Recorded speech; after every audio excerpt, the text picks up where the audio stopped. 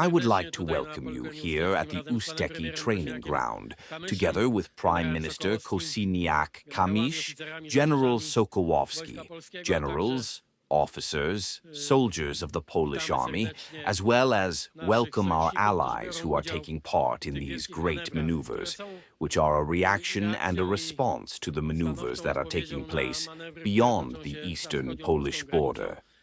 These are the maneuvers of the West, with the participation of the Russian and Belarusian troops.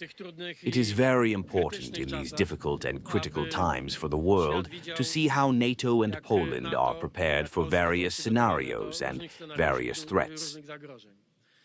Today we are here in Ustka, where there will be unprecedented exercises.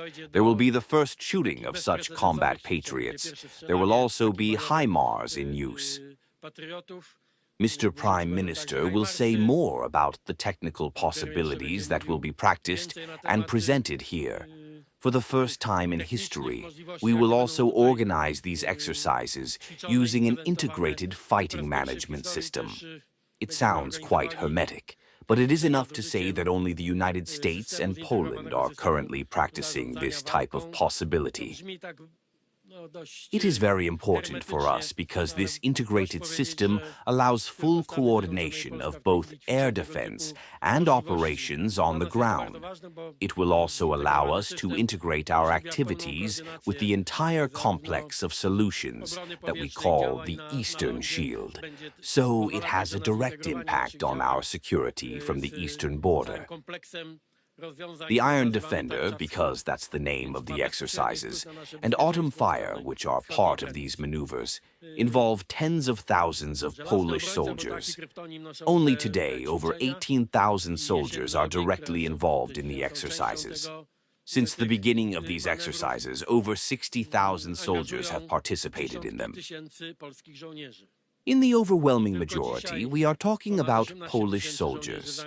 At the same time, maneuvers are also carried out with the participation of Polish soldiers. In Lithuania, Latvia, there are allied troops, Lithuanian, Latvian, but also Canadian, German, and, as I said, Polish, among others. In total, nearly 30,000 soldiers. Polish soldiers also participate in the exercises in Swedish Gotlandia, with the participation of the Swedish ally, of course.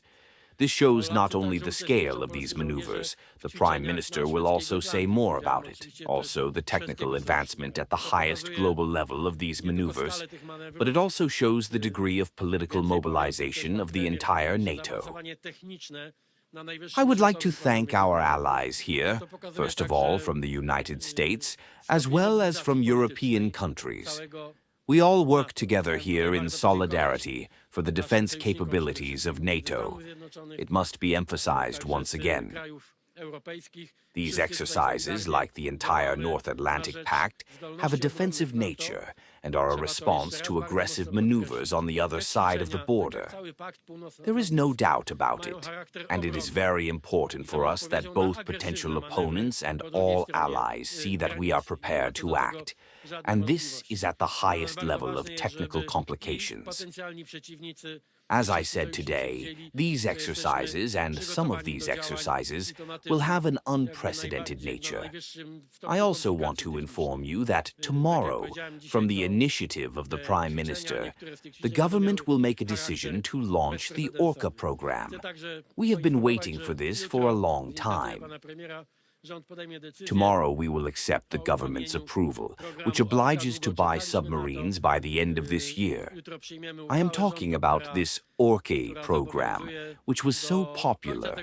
All offers have been reviewed, are precisely pointed out, and now the Polish government will make the final decision about who will be our final partner in this program. I will not go into details today. You know very well how much we invest in defense, and we really wanted, to give as much real assessment as possible of what is happening with the Polish defense system, with our defensive capabilities, so as not to give it away to our opponents as a field of disinformation. Also, so that amateurs do not argue about what is needed, what is not needed. Today I had a meeting with Prime Minister Kamysz with our generals, and I confirmed it again. The Army decides what the purchases look like, what specific decisions on technology and specific equipment exercises look like. No civilian will interfere in this. Our task is full political support and ensuring that the entire Polish state, the entire Polish nation is today with Polish soldiers, with the Polish army, regardless of the situation. I thanked the generals, and I also thank all the soldiers on our behalf who are involved in the exercises, but also in the actions that have taken place in recent days for the readiness to make difficult decisions. We take full responsibility for these decisions, together with the entire government and the entire Polish state. And because we did not anticipate questions, information, as you know, there was this incident with the drone. In the evening, we received information from the police about the neutralization of the drone and the arrest of the citizens. The information was not entirely accurate. As you already know, this morning we informed about it. The citizens of Ukraine and Belarus were detained.